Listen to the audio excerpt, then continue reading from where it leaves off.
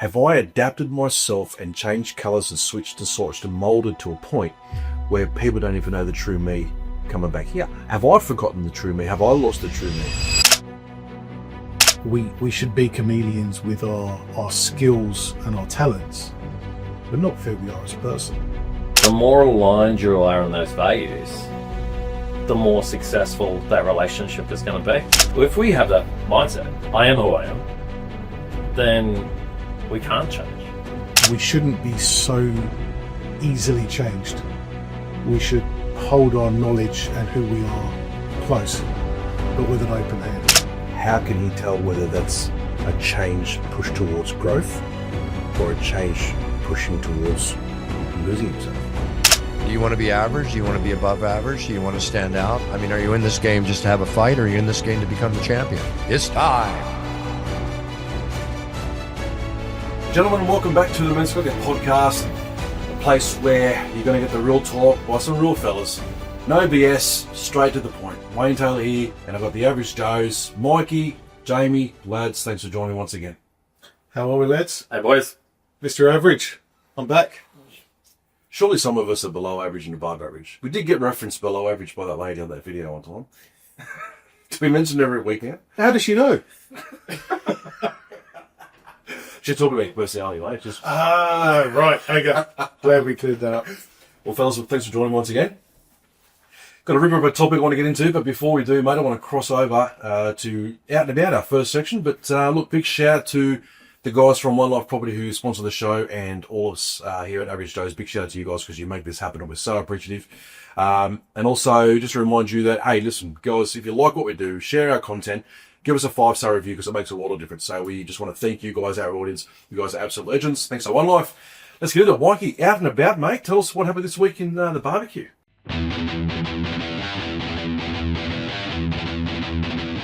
Mate, another successful week at the barbecue. It didn't rain, which was pretty good because it looked like it was going to for a bit. Good week, so.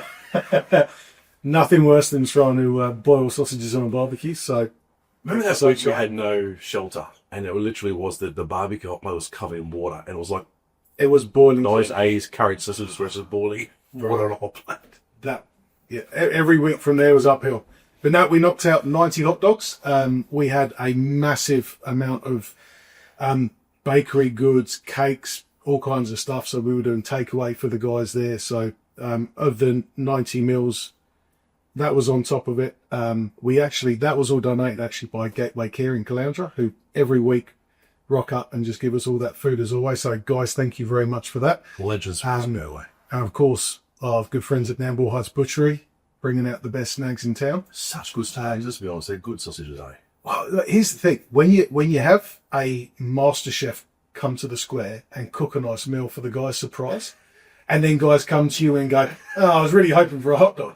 And you go, I hope he didn't hear, but man, I'm feeling good. And remember the time we didn't get snags, we had to run down to Coles, and we bought Coles snags, and they were like the really light pink ones, they curled up. We've got to be careful that we don't get our friends at the Coles group come collapse us. But yeah, they weren't Woolworths, actually. They weren't Woolworths, yeah. It was Woolworths. Either which one, they're pretty awful. But yeah. So, no, awesome week. Had some great conversations. As always, it was good. We had Kent and our friends from Oz Living Support rocked up with a heap of clothes and tin food to give away. So that was phenomenal. A lot of guys got to take something home to their pantry and eat during the week, which is awesome. But obviously, one of the things we are looking at doing now is fundraising for our new barbecue trailer. So any of you guys at home that haven't seen it already, we've got a very old builder's trailer which is absolutely falling apart. There's not much left of it, is it? Yeah, it has to live in rusted metal now. Well, it has to live in my shed because if it rains and it's outside, it's basically the roof is a sieve. So, but it's good. So we're now fundraising. We've set up, or Wayne has set up the page, and I believe it's givesendgo.com. Give, Send, Go, mate. That's right. Yeah. So it's very much similar to what's the normal ones that fund GoFundMe. GoFundMe like that, guys. You can see who does the admin around here. Yeah, don't. Wrong person. So yeah, if you look us up, where My Project Team is the name of the charity. or you can just search the, we put it in as barbecue, is that right? Food trailer. Food trailer. Yeah, Food trailer. So if you got any spare coin or you want to get behind what we're doing, please do jump on and give what you can. It will go to a good cause and help us widen our reach in what we're doing. So we've got a few areas that we want to work with this year and moving forward, and that's local schools, young men. Get behind those guys and not only give them a meal, but actually come and, I suppose, give them a male role model. Teach them what it is to have a father figure for some of those guys that don't. So absolutely. Great thing you can get behind. And Wayne's phenomenal initiative. He loves his T-shirts. Guys, we've got a T-shirt coming out. So this shirt fed someone. So it's going to be on the website very soon. And it will be available on various social media and other places you can find it. Wayne picked it. This shirt fed someone. It's very serious. I'm open for ideas, mate. Yeah, look. The good thing about it though is, look, I'm going to be putting them on for $50 for a shirt, and yeah, the shirt's going to be very, very plain. That says there, this shirt fed someone. If you do buy a shirt, 100% of the proceeds go towards the barbecue that we do in the community, and pushing towards the trailer. Yep. There, you're spot on. Yeah, and it will help feed the obviously the refugee children that Wayne's got in his basement sewing the shirts up. So please look after them too. Also feeds those that come and help and take stuff home for their dogs, which is always good. It's we won't talk about it because they know you're listening. But yeah. But actually, I want to mention something about the food trailer, mate. I sent a quick email about it probably about a month ago, maybe a tad more. And the guys at Harcourts at Budrum, $300,000 straight away.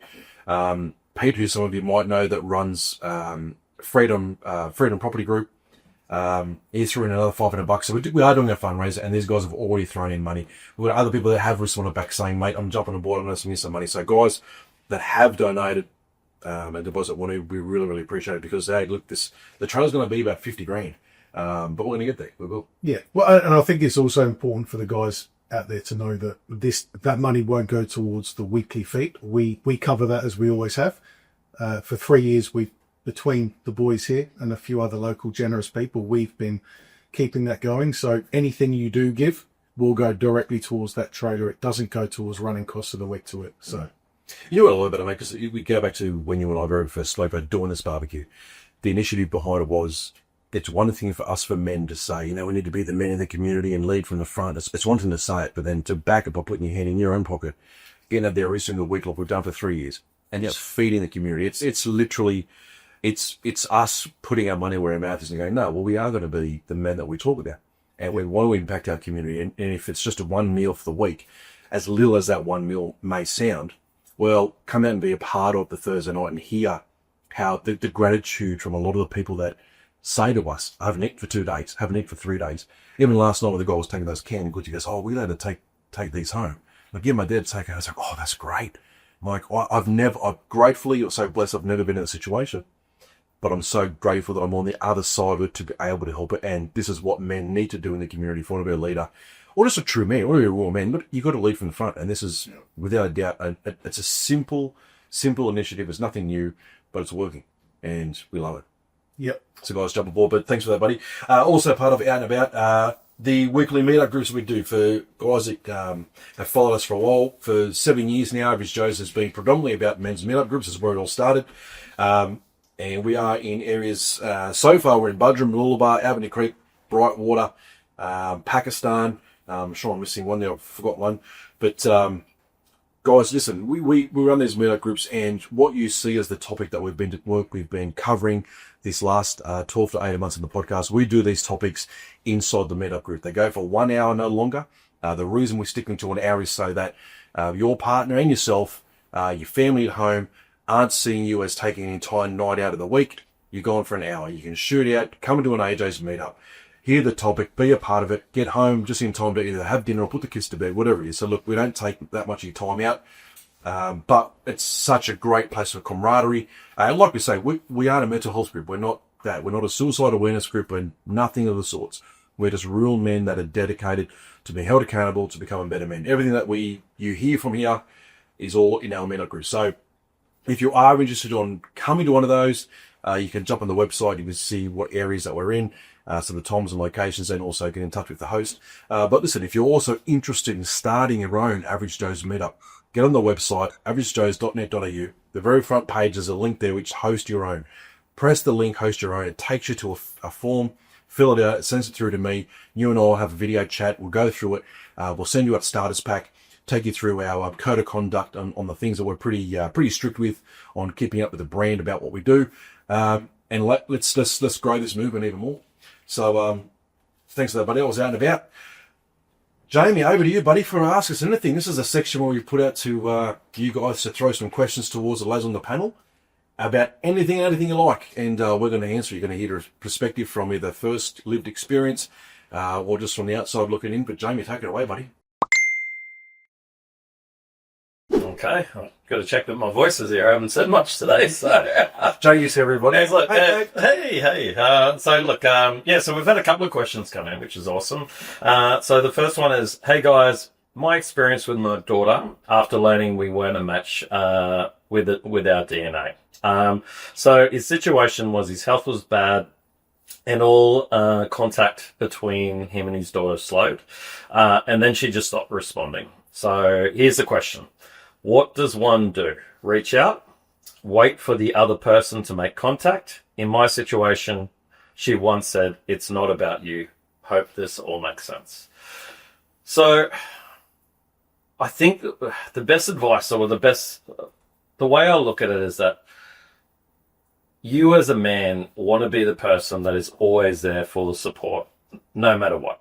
You know, the last thing that you want your kids, or even like, because, you know, I've had family that weren't actually family. Do you know what I mean? Like stepdads and you know, kids that I would consider like, you know, special, that I've had big impacts in their lives and stuff like that.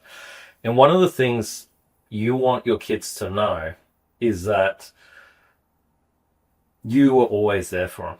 You don't want, like, abandonment is such a massive issue for people when they grow up. You know, it can cause massive issues in the future, you know, and you don't want your kids saying, why didn't they try? Was I not good enough? You know, all this sort of stuff. So for me, I think, you know, you've got to respect people's boundaries on whether they want to be connected or not. But you also want to make sure that you are always there for them when they need it. You know, reach out on, say, happy birthday, you know, on the birthdays, Merry Christmas on the Christmases, you know, hey, look, I was thinking about you the other day. Just the occasional stuff, just to say, hey, look, I am here. But also, if they do ever want to reconnect, actually make the effort, you know, because if they're special to you, you will make that effort. So I think that's what sort of one area where some people do need space and some people don't know how to deal with things, and it's just easier to leave it. But knowing that person is always there and that you'll always love them, I think, you know, that needs to be said, and that interaction of occasionally just reaching out and saying, hey, I'm thinking of you, is super important. So do you boys want to add anything to that? Mate, when I saw this question come in, I actually know this guy personally. When the question came through, I'm like, I recognise that name. I know this guy. I've known him for quite some time, very, very long time. And I thought about this question because it came through right at the start of the week, so I've had all week to think about it. And there's a few things I want to address within this to say this. It's one thing for us to be a man and hear that your daughter's on the DNA match. That's massive for a bloke to hear. But understanding also that, let's just call him he's 45 years old. Let's just say he's 45. As a 45-year-old man, our brains have matured enough and grown enough to go, okay, wow, this is big, but our brains have developed enough to take it as a 45-year-old man. His daughter's a hell of a lot younger. So her brains has developed us. This is not only big news for him, this is big news for her. She's found out, wow, so you're not my actual real dad. So this is big for her. So not only is it big for him to take, this is also big for her. So I think one thing he needs to do is understand that what he's going through, maybe double it, and that's what she's going through, right? But to answer the question simply, and then to add some practical stuff to it, to answer the question simply, what does one do? Reach out or wait for the other person? I would reach out, definitely, for two reasons. One, it goes back to one of the core things that we're about here. Men lead from the front. We are leaders. So you need to be the one to go, I want to reach out. But this is how I'll do it. I wouldn't pass up. I wouldn't be every single week. Hey, can we talk? Hey, you've gone quiet. Hey, I wouldn't be that guy. But what I would do is this. I would go back to all the memories you have, and let's just pick a number and say it's 10. Let's just say you've had 10 years of memories with her. Let's just say it's 10 in total. I would pick out some standout things that you and her either used to do or that you and her used to like. And for example, let's just say it's going to the movies, and one of her favorite movies was Toy Story. Let's just pick it up for example. I would, as a father now waiting and contemplating whether it's up to you to reach out, I would do something along the lines of a text message that says something like this. Hey, you're not going to believe it. Walked past a clothing store the other day and saw a shirt of Toy Story, and it reminded me of when you and I went to that movie. It was that time when we spilt the popcorn. Man, those memories are awesome. Happy doing well. I would do little things like that to plant those little happy memories back into her, because here's the thing. We literally are living in a fatherless generation. We joke about it. We, not often, but, we joke about it, have a bit of laugh and that kind of thing. But the reality is we deal with that kind of stuff seriously because we all here are serious fathers. If you heard any one of our podcasts, you know how serious fathers we are. We are protective. We want to provide for them. We want to be not only the best men we can be for ourselves, but we want to lead the example and impart the next generation. So I think as the father, you need to understand that in a fatherless generation, she's now, I'm not going to say fatherless, but to some respect, what's going through her head is, I'm now fatherless. You are not my real dad. So you're the kind of guy that's actively and proactively wanting to be a dad. That's going to be a great memory for her the older she gets if you keep planting those little things back into her head. Because let's just say she is 10. Let's just fast forward 10 more years, and now she's 20. She's going to think back to, well, you know what? Although he wasn't my dad, he was actually my dad, because you're the guy that's being the father figure and the dad role in her life. So yes, I would be the one to reach out, but I wouldn't do it where it's bombarding. I would do it with those little subtle glimpses of memories that you and her had about whatever it can be. Did you used to love going to Macca's and throwing pickles out the window? Send her a text and go, you're not going to believe it. I just went to Macca's and saw a pickle on the window and reminded me of that time where you and I used to do it. Find those little things that you and her loved and send those, because I guarantee you she'll read them. And maybe the first 1, 2, 3, she'll quickly glance over and go, I'm not ready for this. But it's going to bring a smirk. It's going to bring a little smile. I guarantee you, give her time and chips away and breaks it, and she'll come flying back with with communication. And so, sorry, go for it, mate. And time heals those wounds. You know what I mean? Where that's a really great point where you said, double what she's feeling, because, some of those things is like, it questions who you actually are, because, you're thinking this is my life, and that kind of is my life a lie. Everything in my life, like, what can I trust now? So I think it's really, really important to understand that, like, it might take years before that comes along, but eventually she's probably going to want to reach back. So you don't give up. Definitely a good point with the not bombarding, but also understand that can take time for the maturity to set in to go, actually, this is the reality of what that was. So, yeah. Even set a reminder in your phone for, say, the first of every month, and it reminds you to send a text. And that way, it's a monthly thing. Or every 2 months. You've given her the distance, you've given her the space. Set an alarm in your phone that every 2 months it reminds you, hey, send a text today. And that way it's consistent, and it just sets that pattern in her brain to go, he's still there. So, what are you doing, anything but? I'm thinking about all the times where, as a father, I've been the bad guy, whether I've deserved it or not. You wear, as a father, sometimes you just wear that badge, right? You're the bad guy. Whether you've said no to something or whether you've... No, you don't. It's true. Yeah. We do, right? So, and there's no difference now, right? You wouldn't walk away from that then. So there will 100% come a time where she realises what you've been in her life up until that point, and she's going to have the deepest regret and want to fix that. the key is to just be open with that and make sure that you're perceived as being open enough and forgiving, and there's no bad feelings. So when she does feel like she wants to reach out, she's just completely empowered to do so. It's good, mate. Oh, yeah. Excellent. So question number 2, my partner wants me to open up more about my feelings, but I feel like if I do, I'll lose respect. How do I open up and still feel like the man you want to be? This is a hard one, you know? And it's funny because half the reason why so many women are out there asking where all the men are is because they've listened to the women say, I want you to be deep and I want you to open up about your feelings and all the rest of it. Like, this is why there's so many masculine women out there, is because they don't feel safe. Yeah? So I don't know about opening up with my feelings. I think I would open up with my honesty, where I'm like, That's interesting. this is where, hey, this is a reality. Yeah, I feel a certain way, but this is what's going to happen. Do you know? Because, you know, that uncertainty breeds them not feeling safe. Yeah. That's true. And then when that uncertainty happens and when they don't feel safe, they become more masculine. The poles push away. And really what you want out of a committed relationship, because let's be honest, like, it's our connection and how close we feel to the people we love that we want, that can actually have the opposite effect. Yeah. So I would open up about, this is where we're at, this is where we want to be, and even though I might feel a certain way, this is what I'm going to do about it.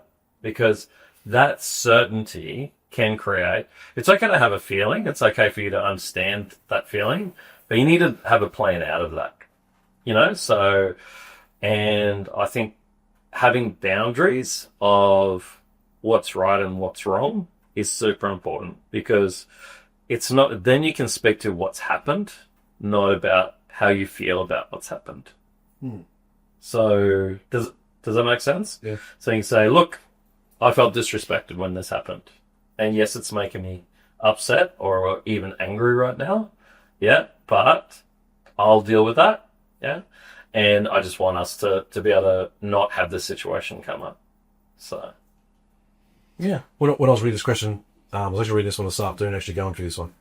And because we've touched on, when we did the series, The War on Masculinity, we touched on, is it masculine for a man to suppress his emotions, right? And we touched on that, okay, well, no, men obviously still have emotions, but it's how do we control, bring our emotions out, because we deal with a lot of things through logic, whereas women deal a lot with stuff through emotion, right? So you're spot on what you said, Jamie, at the start there. We're saying, hey, you know, women are asking, have asked us for a couple of years now, let's just say one generation of, you know, like, tell me how you feel and blah, blah, blah, and that kind of stuff. Now, the truth is they don't really want to know. Like, I'm telling you now, they don't. They don't want to know, right? They just want to connect on an emotional level. That's why they want to know where your emotions are. So I want to answer this question like this, right? And it goes back to one thing Lisa said to me, probably say 4-ish years ago, maybe about 4 years ago. But we were talking, and she said to me, she goes, you know what, one of the things I find really attractive about you? And I took my shirt off because I knew the answer. She said, no, put your shirt back on. I said, no. She goes, do you know what I find really attractive? Remember, we're only got an hour here, Wayne. So. No, she goes, hey, do you actually want to know, like, one of the things I really find attractive about you? I said, yeah, what is it? She goes, well, I like it when you actually do things that you say you're going to do. Like, it's like you take action on stuff, right? Now, that might be me telling you what my wife has said to me she finds attractive, but I'm telling you now, that's right across the board. Women find it attractive when men take action, when men are doers. So I would answer this question this way. If you're being asked by your partner, open up your feelings, tell me how you're feeling, right? If you're going to express your feelings to your partner, express them, followed quickly by what your call of action is going to be. Not your answer, because I don't think, let's just give a practical example. I feel as if, I'm feeling fat lately. Well, if you're going to just express, I feel fat, but be doing nothing about it. Well, you've just expressed a feeling that you just, not that you need an answer, but you just go, oh, I feel fat. Okay, but what are you going to do about it? Oh, nothing. But I think as men, if you go, oh, I feel fat, so I'm going to start getting up in the morning and doing those walks again. Because literally I had this conversation with Lisa during the week. I hope, get a shower and getting dressed. I'm like, God, I feel fat. I'm going to start doing my walks again. Now, I've expressed a feeling, but I followed it quickly by what my call of action is going to be. It doesn't mean necessarily the right answer, because it might mean cutting my calories down, or it might be whatever. It's the fact that I've expressed an emotion followed by what my call of action is going to be. Because if you're worried about your wife or your partner losing respect to you about sharing your emotion, share it with a call of action, and I guarantee you the respect will stay if you follow through with the action. So that's works for me. Just haven't started walking yet. Just not past the fridge, yeah. I just got to walk to the fridge. And actually, I'm going for a walk tomorrow. Just put it to know. It's technically a well because it's got a water thing on it. So it's... Mikey, put on that. Oh, I don't know if I'm the guy to answer this one. If I was to talk about feelings to my wife, I think she'd just totally go away. It's Find another one. Yeah, just find another one. No, again, women do, when they talk emotionally, not logically. So when we hear she wants me to talk about my feelings, really she's saying feels like she wants to talk about feelings, right? She doesn't actually want what she thinks she wants. So I probably wouldn't. I'd probably start off with me and then very quickly divert it to, how are you feeling? That's just, tell me more. Maybe that's my problem. Maybe this is where you... Well, you've actually brought a bit of point up, because a lot of the time, it's, the thing about like love languages, a lot of the time, let's just say, like, my love language is gifts and Lisa's is quality time. If I know how to speak in gifts, but her language is quality time, if I say giving her bunches of gifts, I'm not speaking her language, but I am speaking mine. And a lot of the time she could pick up what the other person's love language is by how they speak to you. And a lot of the time when women come to us and they say, tell me how you feel, like, come on, express your emotions, a lot of the time that's like them subtly saying to you, I actually want you to also ask me about how I'm feeling about some stuff too. So it could just be a sign sometimes of when, but they're actually wanting you to ask that. Have your wives ever said that to you? Tell me how you feel. Yeah. Anna's like, don't tell me how you feel. Just hurry up.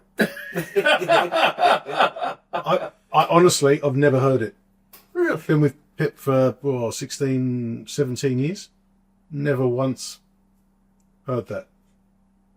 I would wonder what was going on if she asked me. I think I must be showing signs of cracking. Well, Really? yeah, right. I think I've never taken it as a sign ever. Yeah, I think it's a really good point. It's like they're probably wanting more connection there. So, and if it does come back to those love languages, maybe that's what you need to do is actually, try to get that connection back. Hey, are we going to put a little disclaimer on this before it? So do we know your part out? That's all. Yeah, just before we destroy marriages around the... Your mic's actually on mute. We have to hear it. You say click. Just has an audio of... All right, guys. So that's the 2 questions for the week. So please send in your questions to, our Facebook page, on Instagram, on the website, averagejoes.net.au, or there's a phone number that's going to be coming soon. So definitely give us a call there. Good stuff. All right. Up to you, Wayne. Righto, guys. Time for man versus machine. This is where I'm going to ask you guys a question. So it's a proper, normal question that we all face as men. But I want to hear your perspective and also ChatGPT's. Remember we last week we named ChatGPT. So I want to ask you guys a question and I want to show you what Chad answered. What would Chad look like if Chad was a... Didn't we say Chad was a female? So maybe that's the right word. Yeah, is Chad a female name? No, Siri didn't know. So Even Siri was confused. Yeah. Anyway. Right. I was going to ask you a question. I want to hear your responses coming from a place of emotion, lived experience, that kind of thing. I want to show you how AI answered it, coming from a place of, logic and clinical response. And we're going to compare the difference. Neither of you are going to be right or wrong, but just to expose the difference. Ready? Okay. Question B. When faced with a sudden, high-pressure decision at home or work, is instinct or planning more reliable for men? Instinct. Instinct is it's a sum of all your lessons learned, I suppose, put into your. I'd even say there'd be a part of your who you are at a very core level with help you make that split second decision. So I'm going to say split second.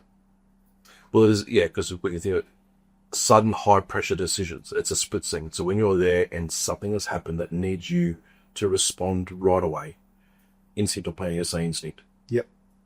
Jamie. Well, by the sounds of it, you don't have time for planning. You know what I mean? But prior preparation and planning prevents poor performance. Yeah. You know? So I'm going to have to say instinct because it's on the spot. You know what I mean? When you ask the question, I went planning. But looking at it, you don't have time to do that. But to expand on that, I think the more important thing would be action. Because a lot of the time in high pressure situations, people fail to take action. But the fact of the matter is, if nothing happens, nothing happens. Nothing changes, nothing changes. So sometimes you actually do need to take an action. And even if it's not exactly the right path, at least you can fix it. You know, so, because, you know, he who hesitates, I won't finish the thing, but, you know, you boys know, you know. But the point is, though, is that, so if you don't actually take action, you're not getting the feedback that's needed to be able to make those changes. So, you know, I think go on your instinct and take the action and then plan around what is the next steps that are going to be happening. But, you know, the thing that kills fear is action. I think you're right. You're exactly right. The killer of fear is action. Well, yeah, it's, does it kill it? Yeah, I think you're right. It definitely makes you more braver because you're in it and you can't pull out, so you've got to back yourself. Well done, fellas. Well, the question was, when faced with sudden high-pressure decisions at home or work, is instinct or planning more reliable for men?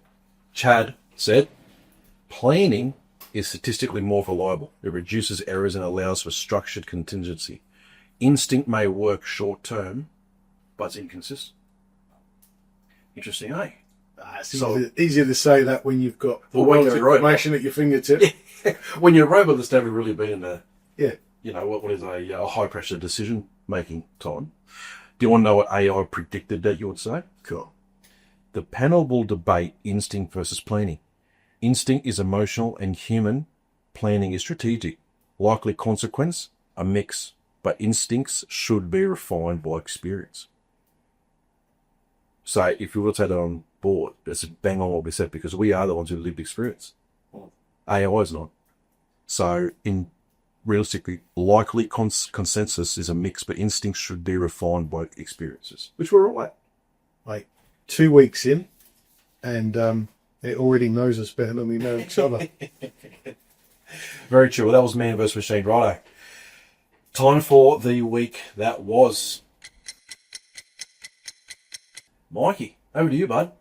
Tell us the week. Tell us about the week. Where do I start? Let's start on a positive, right? So this week, obviously, it's roughly a week since Charlie Kirk was murdered, and church attendance is through the roof. There is people all over social media posting about the first time they're going to church or they're returning to church. Churches are reporting queues outside the buildings. Not a single shop has been looted. There's been no riots, but people are starting to go to church. Who would have thought? It's bizarre, isn't it? Here's the question, though, lads. Which one of us went to church on Sunday? Not me. That's bad, right? Are you leading from the front here, mate? No, I actually didn't. That's the first week in a while I didn't, and I should have, but yeah. It's an interesting statistic, because my social media has been filled with that very thing too. Yeah. Seeing photos of like people getting turned away of all places, being turned away from a show just because they literally can't see them. And it's not even COVID. But look, as real as it still is, 'cause it's still so relevant, this whole thing with Charlie Kirk, but not that we would ever say does something good come from it, but something good has come from it. Like the church attendance has gone through the roof. People are making positive changes because of he's obviously a modern day martyr for what he stood for in regards to not just his freedom of speech, which I guess predominantly you would say it was his freedom of speech, but it was his freedom of speech about politics, about his faith, about simple basic life stuff that we've already covered, you know, like the whole gender issue. Like one of his simple questions, what is a woman? Like simple things that he stood his ground on. Now, it is extremely sad, and we've had it to go over again because we did last week, extremely sad what has happened. But if anything good can come from it, the amount of people that are turning their lives around because of this, it's actually comforting to see. People making life-changing decisions to do good things. That's right. But so another little bit of news this week. Charlie Kirk in his passing has also been blamed for something else. And we talk about Jimmy Kimmel Live being cancelled. Now, the media has been around this, that Jimmy Kimmel was cancelled because of what he said about Charlie Kirk's death. Now, I'm going to read the exact words here. The MAGA camp desperately trying to characterize this kid who murdered Charlie Kirk as anyone other than their own. Now, this apparently is the reason that Jimmy Kimmel's been cancelled. Now, nothing to do with it would be the fact that in 2015, Jimmy Kimmel Live had 1 million viewers every week. And in 2025, it's down to 265,000. Is it? Yeah. So nothing at all to do with that. So his ratings have like dropped down to a quarter by this. So 72% drop apparently, according to the sources we did some research on. So now I think it's also important to look at this and say, who owns the ABC over there that Jimmy Kimmel show is on? Now it's owned by Disney.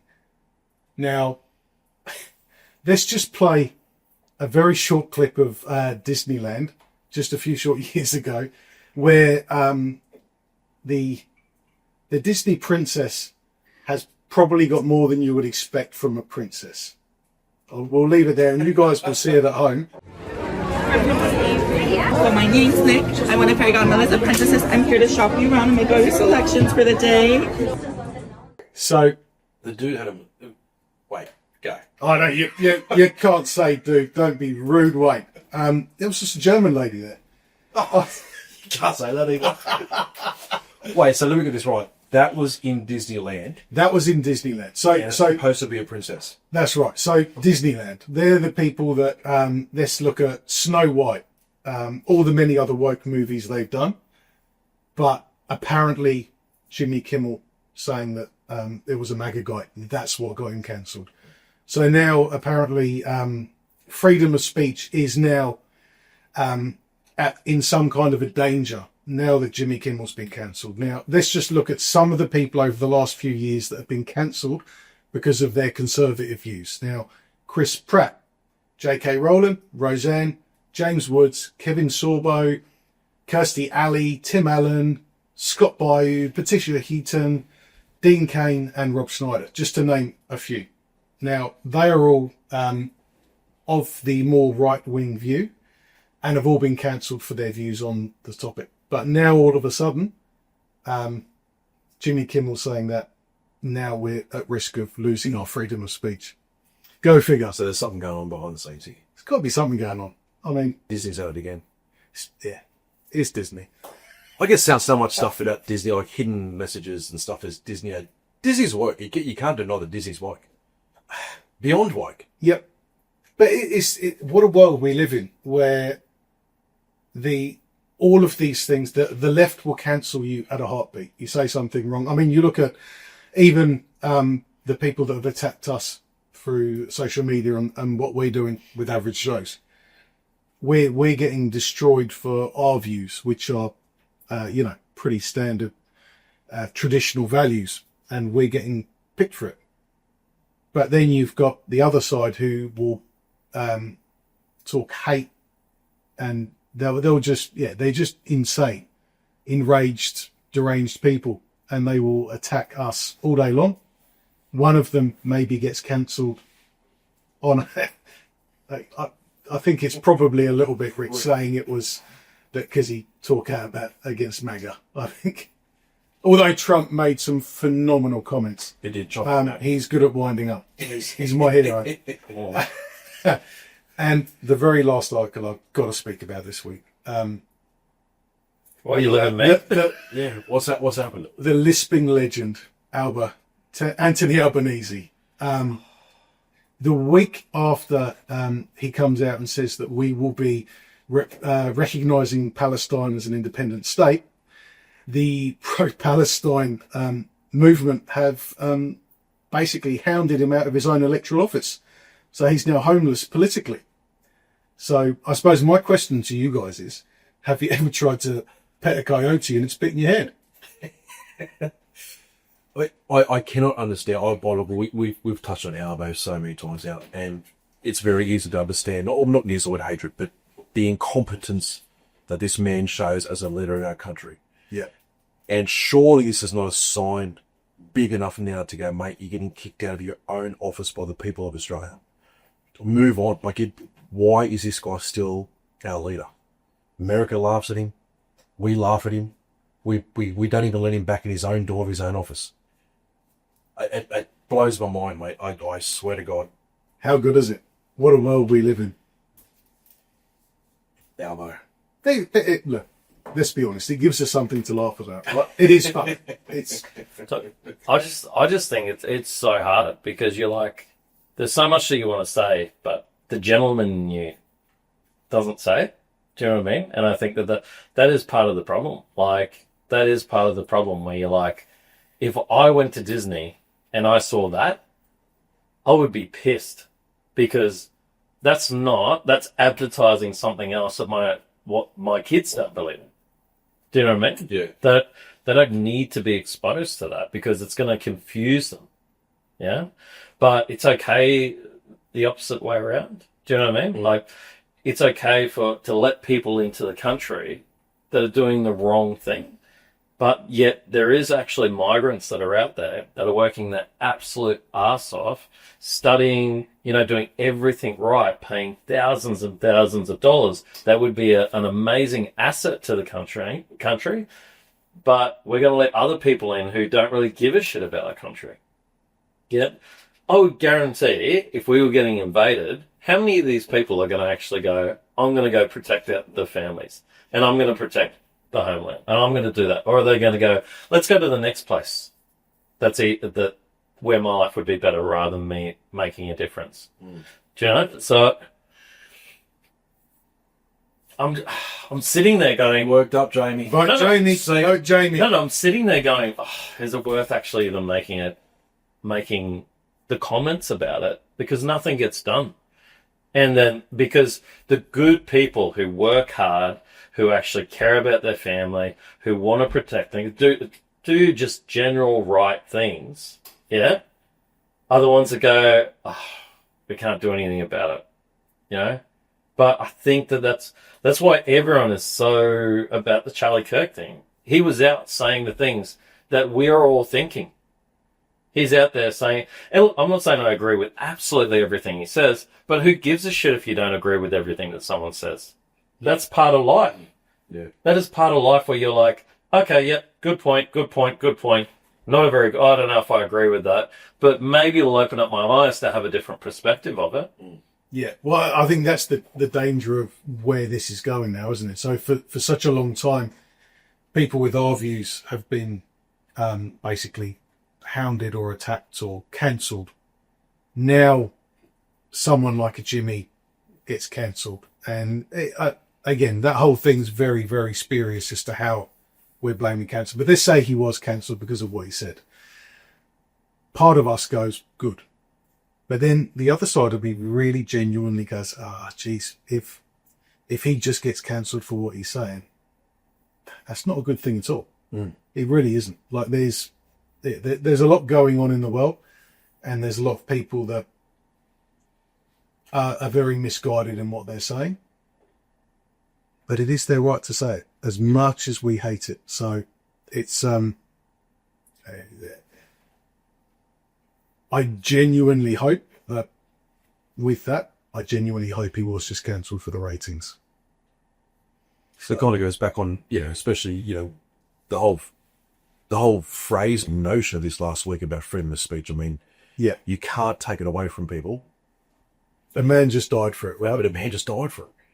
And so then we're going to go, okay, so then this guy's being cancelled for it. Where you go, but this, especially for his comment, which was, I don't know, it's so confusing to me by this whole freedom of speech cancel. I just hate the word cancel as well. Well, and that's the danger, right? They start now talking about hate speech being different to freedom of speech. They're now trying to define the two, which makes anything that is hate speech inherently bad and illegal. If any of the hate speech bills actually passed through Parliament or governments in America, we're in a lot of trouble. Right, because it's only a matter of time before a government changes. So even right now, if you are a left-wing voter, right now, the way the government and policy is sitting, it's great if they bring in hate speech and are able to limit what they're saying. What happens in 10 years' time when there's a far right-wing government in there and all of a sudden you're the one that's now being cancelled? The sheer notion that we can control people's words and negatively affect their life. Look at China. Look at the citizenship points. What happens when you actually carry that out far enough and you put it in the wrong hands of someone? And it could be bad for everyone, not just to say aside. Well, it starts in one country, has a ripple effect to others anyway. And it really is a sit back and watch, and you can predict it. Give it a year, 2, 3, 4, whatever years it takes with, especially America.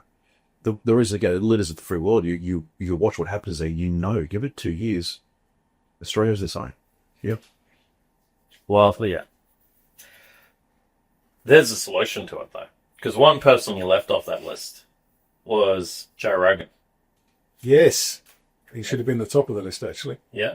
Yep. But he had so much support that they couldn't cancel it. Do you know what I mean? Who's one of the biggest Trump supporters? It's not Rogan, though. It's one of his best mates. Me? Sorry? Me? You're one of yours. Okay. Yeah. Just in case he's listening. What's his name? He runs at Dana White. Yes. Yeah. Yep. Do you know what I mean? So the thing is, with the support behind, like, if you see something you disagree with or someone's getting picked on, this is bullying, isn't it, really? It's just one person going, oh, this person is this, and then a whole group of people going, oh, yeah, and getting, and I had that conversation the other day. It's like, there's some people out there that have to make other people feel worse to make themselves feel better. And the reason why is that they haven't come to the realization is that how you make yourself feel better is by you being better and you giving and you adding to other people. 100%. You're never going to feel better than that. But some people haven't learned that. And some people don't feel that way about themselves, so they feel they need to bring other people down. So the solution is that if you actually believe in the same things, you support the people that are saying the same things. Because then they have support to keep pushing, keep driving, all the rest of it. Because if you think that you're fighting for nothing, if it's only you, then why fight? But if there's a reason behind that, then you can keep pushing. So, yeah. Discover multi-award-winning real estate with podcast sponsor One Life Property Group, based on the Sunshine Coast, Queensland, specialising in everything from high-end duplexes to multi-residential developments, ensuring the highest quality workmanship. Visit onelifepropertygroup.com.au today to achieve excellence in your next property development. Thanks, lads. That was the week. That was that whole Albo thing. That's just not bad. It's good. Move on now. It is. Hey, just before we go, do you think that actually gives them an opportunity to better empathise with part of the nation in a homelessness crisis? He's left his home too. No, Not his 12 investment properties. Actually, this wasn't on the list, but I listened to it. Yeah. The Greens were even having a go at Albo because he didn't commit to a net zero, yada, yada stuff, right? They're like, oh, we need to commit to not doing any mining and all the rest of it. And my mind just went, so we're in a cost of living crisis right now. People are out there struggling to feed their families, struggling to pay, no one can buy houses anymore. Like, if you're not in the market, all this sort of stuff, our kids are going to find it super hard. But yet, hey, let's actually take away one of the biggest owners of our country. Actually, this is not a Albo. Let's vote those people in. It sounds great. I did read it funny. We'll close on this on the topic, but just another Albo thing I found funny today. Maybe we have an Albo segment. We should get a little dummy that we could put in the spare chair when we're free. Also, one of the statements he made before he got elected in is that it's going to lower the cost of electricity for Australians, right? Bring the power prices down. He did a great job. Just today, came out today to see his statement. It started with something like, lowering the cost of power. And then it was, his very next line was, we've just reduced the power of solar batteries. You go, mate, so hang on a minute. So not only is it only available to 60,000 households, when there's how many households in Australia? There's like 20 houses, right? Just not enough. So there's only allocation to 60,000. Not only is it 60,000 homes, but there's a dollar figure. I think it's 3 billion or something, which they reckon is going to be used up by November. So you've got to be within the 60,000 homes. You've got to be getting it on your roof, the battery put into your house before the end of November. And you already need to have solar. And you do all those, then pay 15 grand to then bring your power bill down. I just go, you just mate. Anyway, look, Albo, if you voted for him, anyway, moving right on. If you voted for him, you're probably not listening to this. Probably not. Yeah, no. We're open for all ears, but you can move louder. All good. Righto, lads. Over to the topic. You ready?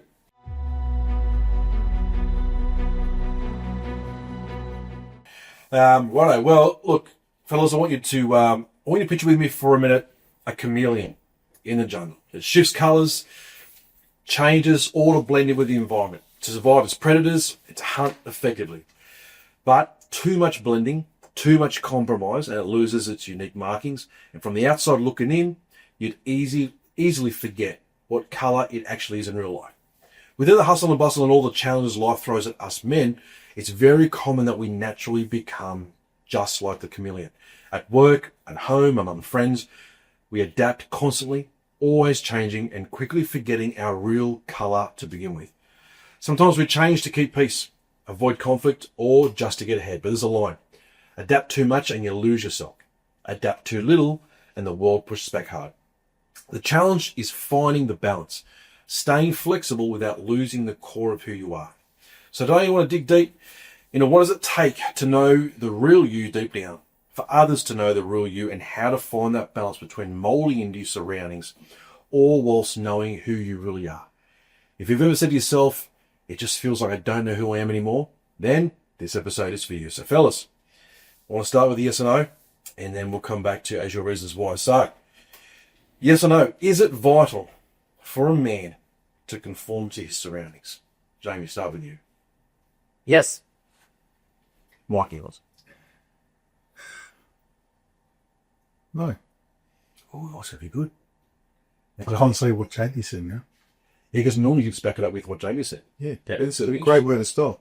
I think you're right. There's some gloves behind it that Dennis Over to sign. Put a glove on each because there's going to be a punch on today, obviously. No. I'm actually... No need. I brought my hand back. I'm going to go... I'm actually going to go with the no. I'm actually with you this time, Mikey. I don't think it's vital for men to change because when you look at... Actually, we'll go back to the reasons why. Jamie, why not? Okay, cool. So, because you don't have to change your values to conform. See, a lot of the time where there's issues, it's not actually your problem. It's sometimes the other people's. So, for instance, if they've had issues in their past, that triggers them.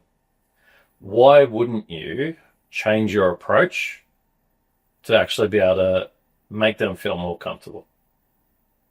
So, do you know what I mean? Like, if you're making someone feel uncomfortable, I believe that it's always important to change the approach to make them feel as comfortable as possible. If you've got enough emotional quotient to understand yourself and how you're affecting other people, but you still work within your values and you still work within your beliefs, you know what I mean? And you don't compromise who you are, but just your delivery, then I think then we should. So you're answering from a perspective of changing who you are in regards to not so much your character or your morals or your beliefs, changing who you are in regards to your adaptation skills in regards to the environment you're in. 100%. Right, Mikey. Yeah. Why'd you say? Well, I think there are times where you should, I suppose, back up a little bit and pander to whoever you're with. But as a whole, like, if you are who you are and you believe what you believe, you shouldn't is hiding it somehow paying a disservice to yourself? Is it, well, I could this bring up COVID, that old beast, and you look at how we were torn between two vast camps here. There was this big chasm between us, and it was one or the other. You're either a dangerous lunatic, or you had 12 shots and a droopy face. Sorry. Sorry.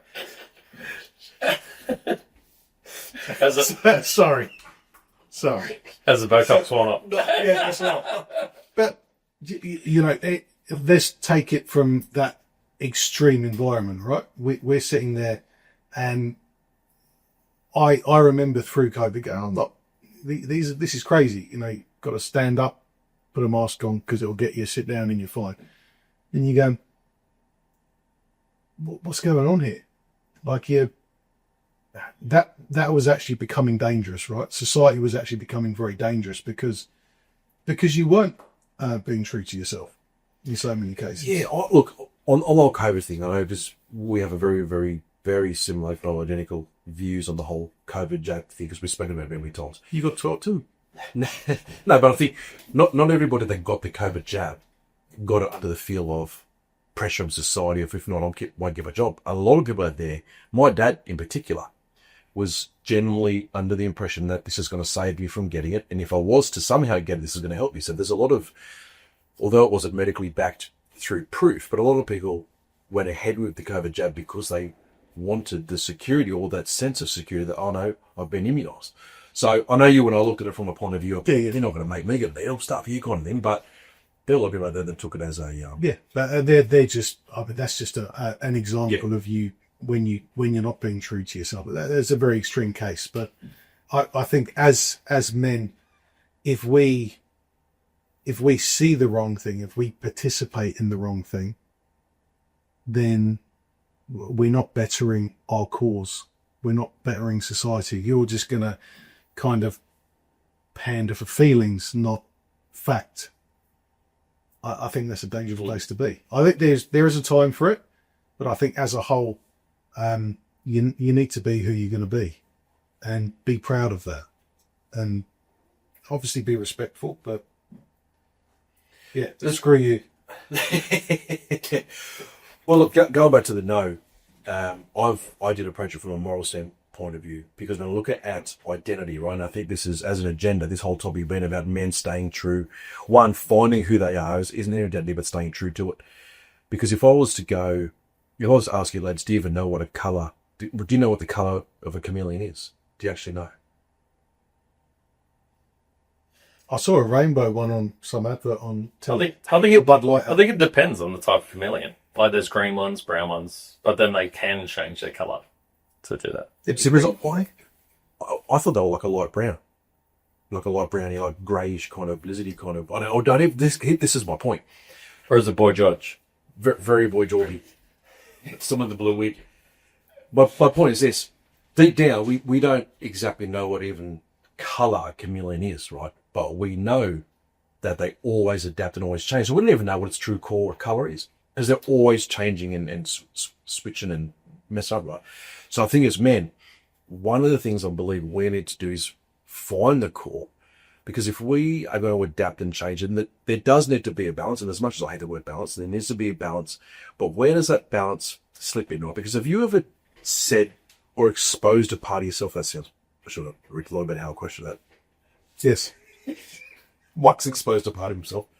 Have you ever exposed yourself to someone in a way where they've gone, oh, do you believe that? I never knew that about you. And you've gone, well, hang on a minute, have I lived a certain lifestyle it hasn't exposed it? Like, have I not been the true me around you? Have I not been who I know I am? But now you're picking up for a first time. So I'm shocked that this shocks you, right? Because I think one of the things we need to do as me is that if part of what you do, like I put a post up the other week about the whole Charlie Kirk thing. Just how, for me, it was like, wow, this is a real confronting thing. I'm surprised in this, whatever.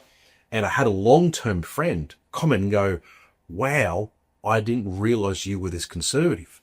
And I've gone, what part of my life have I not lived a way that hasn't been that? Because I am. And I go, that has now challenged me to go, have I adapted myself and changed colours and switched to sorts to moulded to a point where people don't even know the true me coming back here? Have I forgotten the true me? Have I lost the true me? Because this person's known me since this was a girl. Her and I met when she would have been probably 13. So we've been friends since she was 13. She's now 45. And her coming out going, wow, I never knew that you were this conservative. So it challenged me to go, okay, am I different in a different environment? Or am I not true to myself? Yeah, I think in today's society, we're so worried about labels and we have to label everything. It's, I just wonder where she was coming from with that. Like, I didn't realize you were that conservative. Did she think that, was she kind of the opinion that, Charlie was some right-wing extreme, kind of danger that the left would portray him to be? Did she come at it from that and go, wow, you're one of those? I think there's a lot of ignorance in where a lot of people come to from stuff. And, even how we've looked at men being a chameleon. We should be chameleons with our skills and our talents, but not who we are as a person. That should stand true. And I think we've had a lot of discussions this week with the passing of Charlie as to go, well, actually, where do we sit with all these things? Where should we be more outspoken? Should we portray certain values or expressions more directly, or should we carry on the way we've been? And I think it's an interesting one to answer, right? Well, I think like a chameleon, it depends on the environment, because look, friendship wise, if you don't like me, if you don't like something that you're about and you're going to judge me about it, well, then you're probably not going to progress as close. I'm going to spend less time with you. Life is a filter system with my friends. Like, it's like, cool. If that's how it is, we've become such great friends because we align in so many things, so which is great. I'm not going to judge you though if you change your mind. I got the jab, but I got the jab for a totally different reason, which was, hey, if they're going to make our kids have this, then I'm going to test it out first. So that way I know whether actually anything is going to happen or not. Yeah. So, which probably does align to your values and stuff like that in an aspect.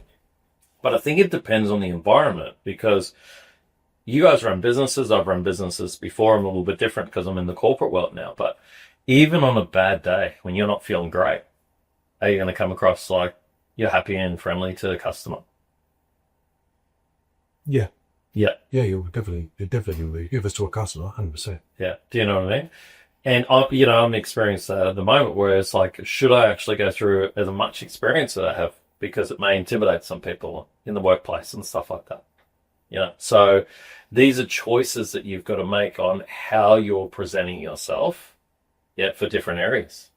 Because even though we'd all love to go out and say everything that we actually think, but in some environments, we just can't, because we've got to feed our kids. You know what I mean? We've got to, so that's sort of the aspect I'm taking it, where I'm like, well, if it's going to make them feel better, and if they need that, then I'll deliver it the way that they need it. Yeah. Because I'm not gonna, I guess, question my values. I'm not gonna question my morals. You know, my integrity is still going to stay intact. But if I have to come across a little bit softer, or if I need to be sitting down, or if I need to be, or I don't have to give as many examples, or I don't need to be, I guess, as an aggressive in one point, or if I don't need to give as much feedback, I can do that for them. Does that make sense? But when it does come to friends, I think it's really important to understand that, you know, there's different layers of that friendship. And the more you aligned in, well, it's actually not even friendships. It's also in relationships as well, too. Absolutely. You know, so the more aligned you are on those values, the more successful that relationship is going to be. And hey, let's be honest. We don't know, because it sort of triggered me when you go, oh, I am who I am. I'm like, oh, well, that is such a closed-minded thought. Because if we have that mindset, I am who I am, then we can't change. Do you know what I mean?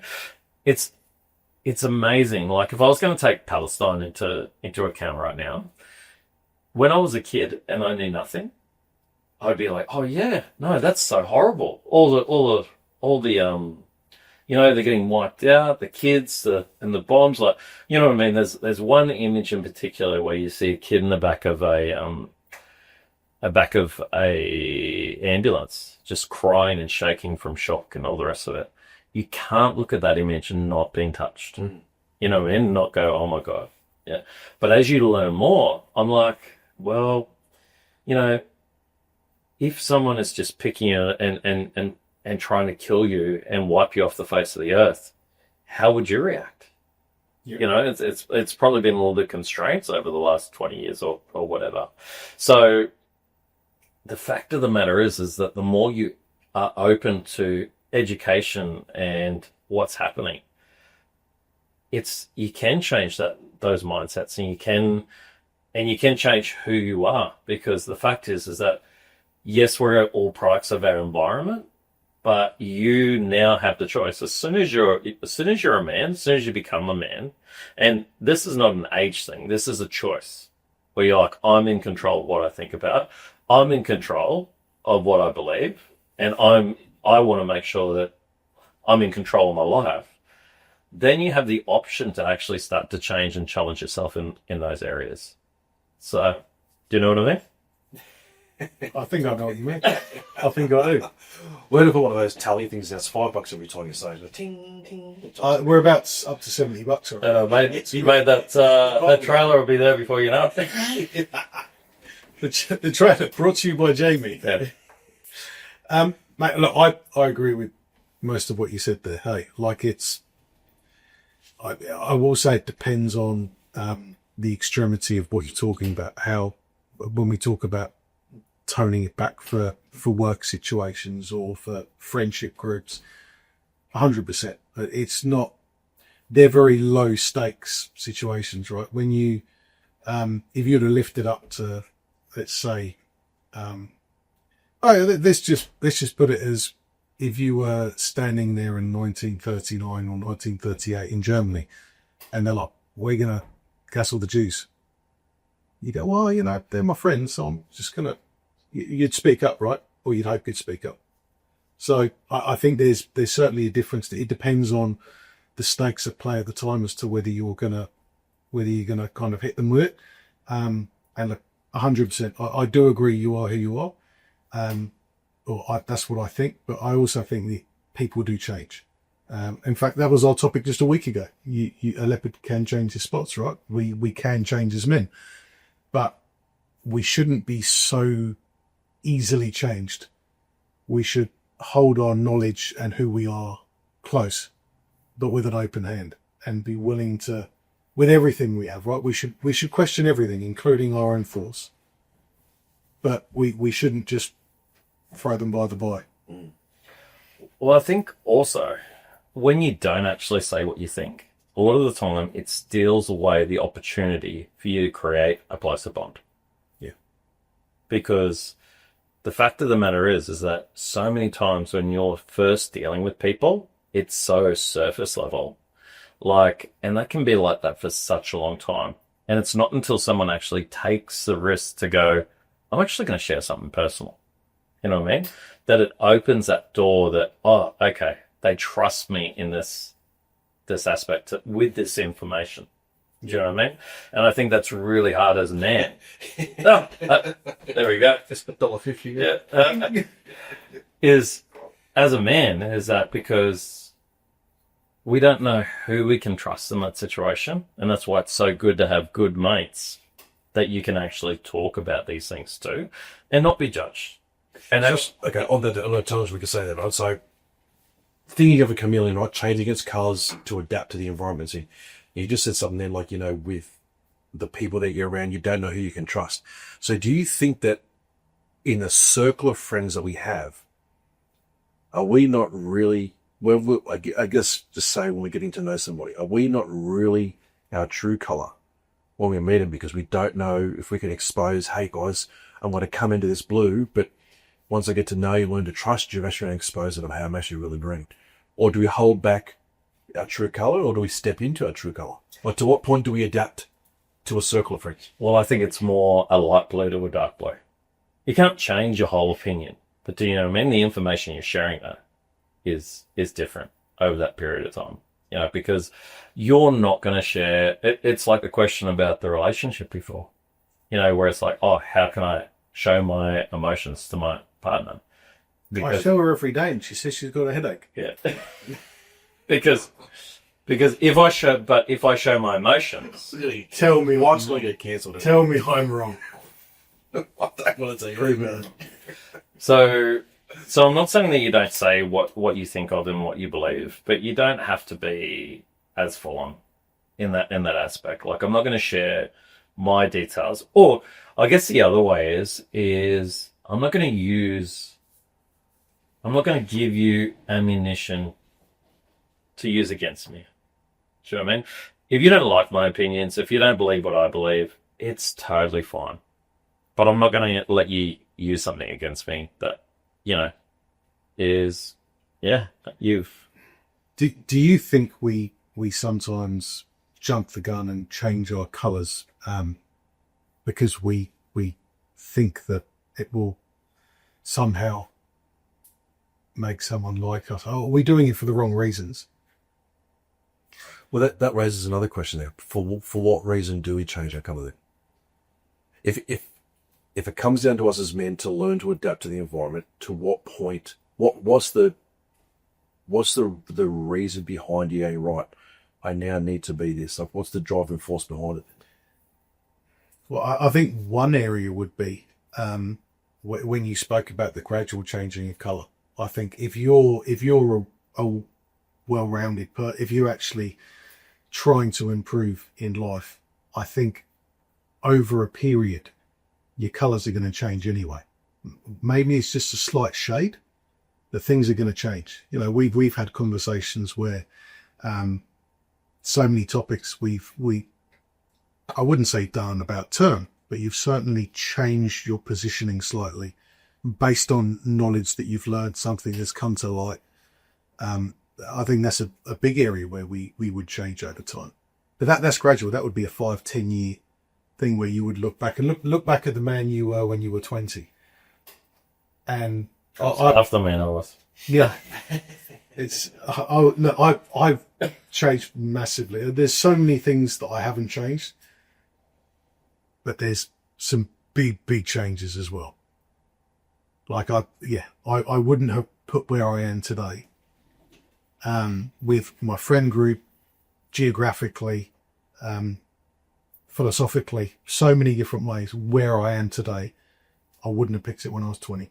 I don't think anyone else would have picked it when I was 20. Oh, looking at the need, if that's the right word, we'll use the word need. If you look at the need on knowing where to compromise within a relationship, let's look at marriage for just now, a romantic relationship. You look at where compromise needs to step in. How do you determine what's healthy to what's harmful? If you're going to compromise within a marriage, Healthy, harmful, the difference. How do you determine it? Where do you adapt? To what level? Well, one's going to long-term be beneficial. The other term's going to be a short-term benefit. So, Well, we know the society throws around the term happy wife, happy life, and we've all heard it a million times, right? And that basically, when you round that up, that's saying in a nutshell, mate, just make every decision that's going to keep your wife happy, because we're adapting to their emotions. We know that they've stepped into a relationship with emotion, we've stepped in with logic, and all of a sudden now, us as men, we seem to adapt our colour more to go, just make every decision with emotions in mind, mate, because if you keep her happy, you got to be happy. But then, where are we our true colour then? Are we now switched from a green to a red, and we've stayed red for 20, 25 years? Because you get it all the time, mate, lasted till 20 years, mate. All of a sudden, the 7-year glitch, mate, lasted till 7 years, mate, couldn't do it. Is that a man that's green, who's lived red for 7 years and gone, mate, I'm done, like, I've lived not me for this long. Where do we, in a relationship, go, this is now, I'm changing to a colour now that's hurtful and harmful, compared to changing to a colour that's going to be healthy? How do you determine that when you're in the decision-making period? I think that's probably more about picking your partner, taking that time when you're going into a relationship more than it is when you're in it. I think once you're in it, if you haven't done that hard work beforehand, it's potluck. Myself and Bit, we never had the deep conversations when we got together. We've had a lot of differences, and you slowly work through most of them. There's a few you just choose not to talk about.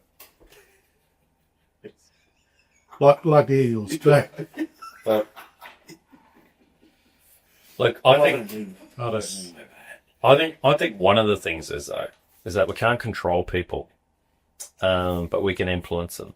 And I really think that a lot of the time, as you said, it's a recipe for disaster when the guy is going, oh yeah, I changed because of her, and I'm doing this because of her. It's not what I want, but I'm trying to make her happy.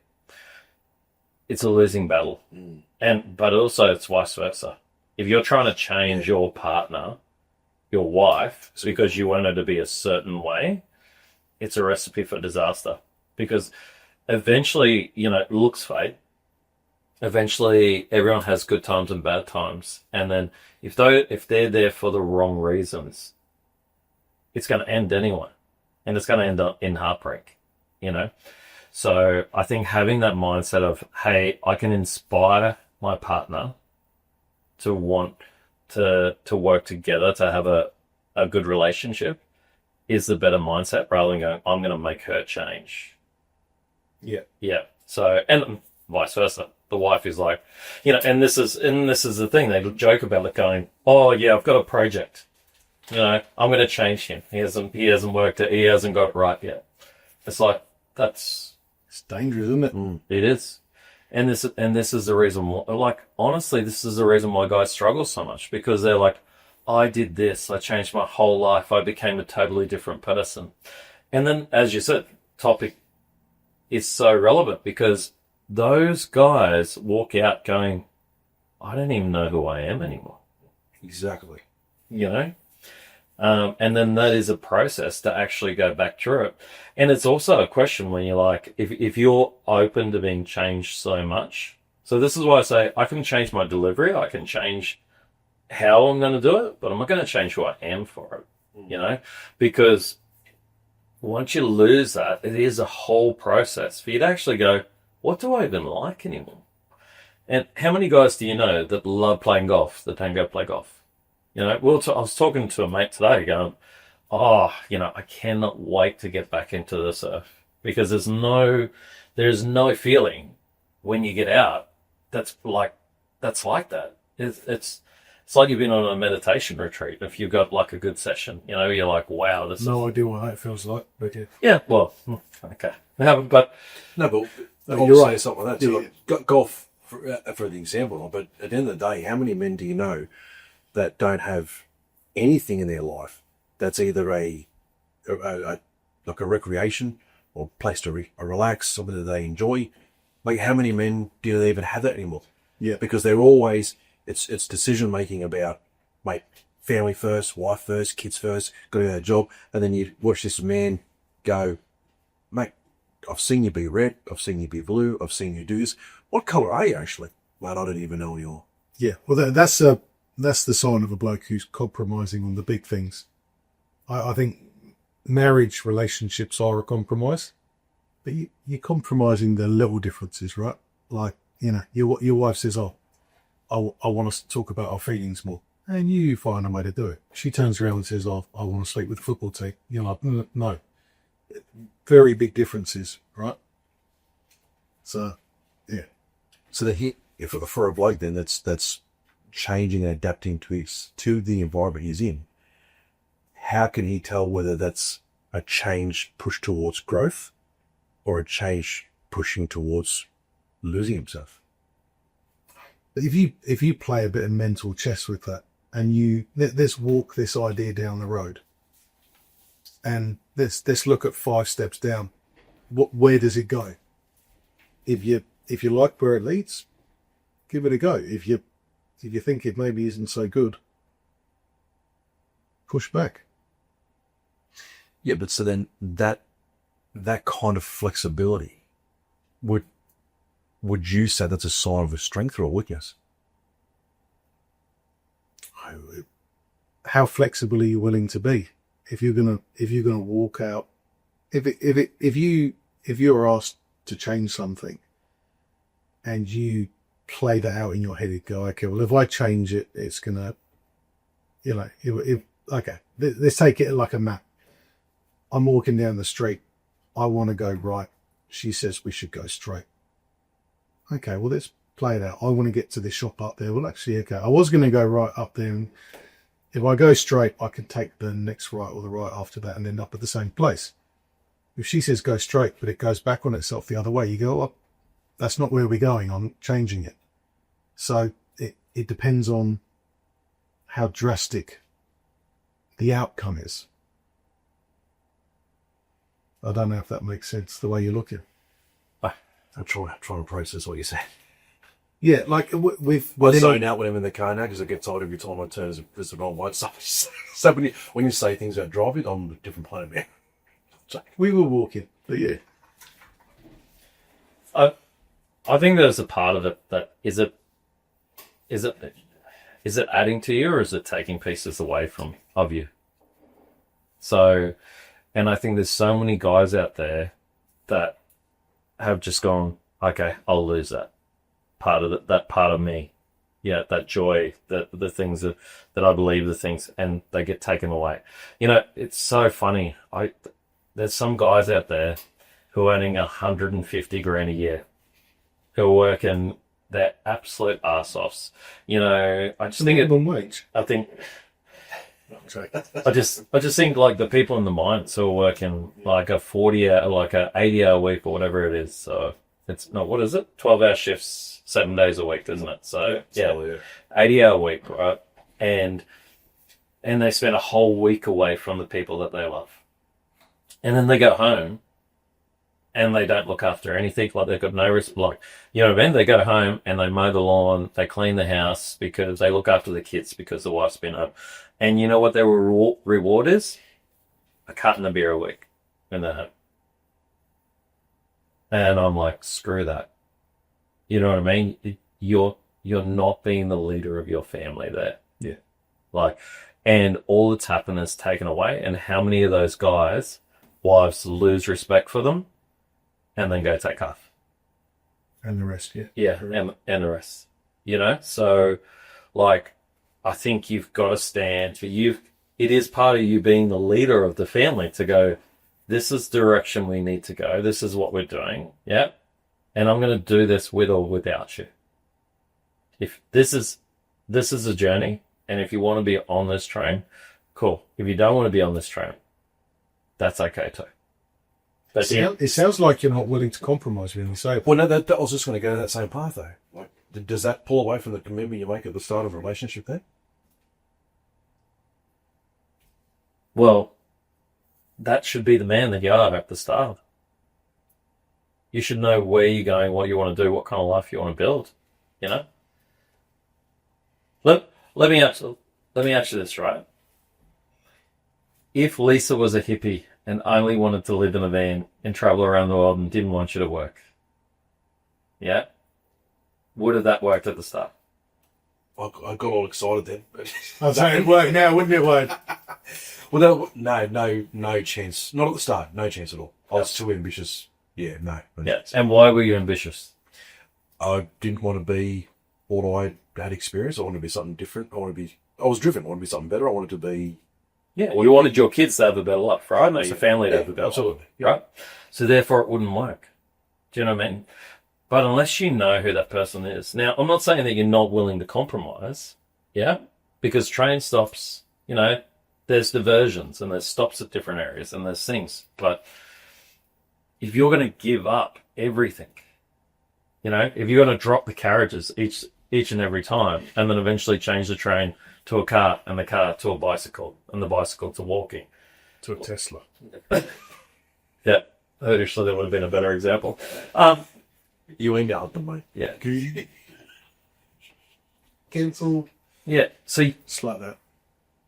that's the person you want to be. You want to be the person who knows where they're going, and that's what's going to attract the person that you want anyway. But we changed as men on that journey as well, though. Because although I was so ambitious to be somebody, to make something and be that, I'm actually... I'm not even where I thought I would be. I always wanted to be a pastor. I literally saw my days out as being a pastor. That was all I wanted to do. And now I'm a plumber. And a podcaster. So... Triple P. Pastors, yeah. Well, and this is because Lucy and I've had this conversation many times. When we fell in love, when we were 19 years old, I fed her the dream that that's what I was going to be. I'm going to be a pastor. And this came to a challenge to us about 14-ish years ago when we stepped out of the ministry, because back then I kind of I held the position of a pastor without being ordained, right? So my challenge back then was, wow, like, how do I come to her now and say, hey, I'm stepping out of the ministry, when we fell in love with me feeding her this dream that that's what I was going to be, going to be a pastor. She fell in love with it. Wow, let's do it. And then I came to her and said, hey, you're stepping out of the ministry, pushing more towards business. I had the challenge in my head of how is she going to take this? Because the story I fed her at the start, I'm out a different person. What I guess one of the strengths that comes from that, or one of the lessons that I get from that, is going back to what you said about the shades of blue. I didn't change who I was as I stayed blue, but my shade definitely changed. To pursue what's the word, not dream or ambition, to pursue the passion towards people has always been there. I've always loved being involved with people. Hence why I was a pastor, hence why I do AverageJoes, hence why my strengths within business is the relationship side of it. People have always been my passion.